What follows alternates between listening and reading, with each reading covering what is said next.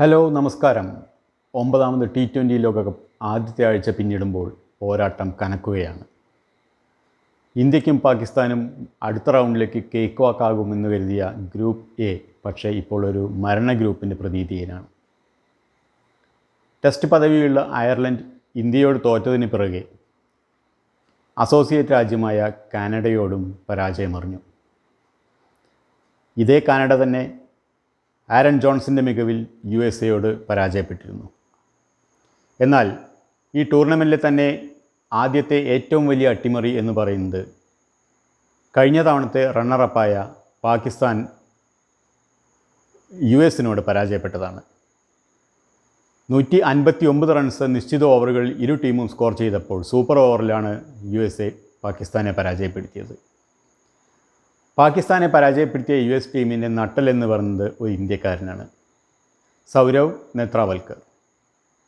Under-19 ലോകകപ്പിൽ ഇന്ത്യക്ക് വേണ്ടി പന്തെറിഞ്ഞിട്ടുള്ള സൗരവ് മുംബൈക്കാരനാണ്.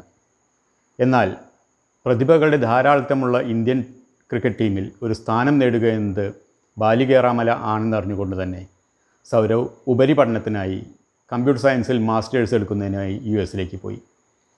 പോകുമ്പോൾ തൻ്റെ ക്രിക്കറ്റ് കിറ്റ് ഇന്ത്യയിൽ അവശേഷിപ്പിച്ചിട്ടായിരുന്നു അദ്ദേഹം പോയിരുന്നത്. എന്നാൽ അധികകാലം സൗരവിന് ക്രിക്കറ്റില്ലാതെ US ജീവിക്കാനായില്ല. പതിയെ അദ്ദേഹം നാഷണൽ ടീമിലെത്തി. കഴിഞ്ഞ ദിവസം പാകിസ്ഥാനെതിരെ നടന്ന മത്സരത്തിൽ 18 റൺസിന് നിർണായകമായ 2 വിക്കറ്റുകൾ നേടിയതിനു പുറമെ സൂപ്പർ ഓവറിൽ പാകിസ്ഥാനെ തളച്ചിട്ട് അവർക്ക് USA വിജയം നൽകിയതും സൗരവ് തന്നെയാണ്. എന്തായാലും കൂടുതൽ വിശേഷങ്ങളോടെ, കൂടുതൽ വാർത്തകളോടെ ചൂടേറിയ ഒരു സീസണ് കൂടി, ഒരു ടൂർണമെൻറ്റിന് കൂടി തുടക്കമായിരിക്കുകയാണ്. അടുത്ത മത്സരം ഞായറാഴ്ച ഇന്ത്യ പാകിസ്ഥാൻ നടക്കുന്നുണ്ട്.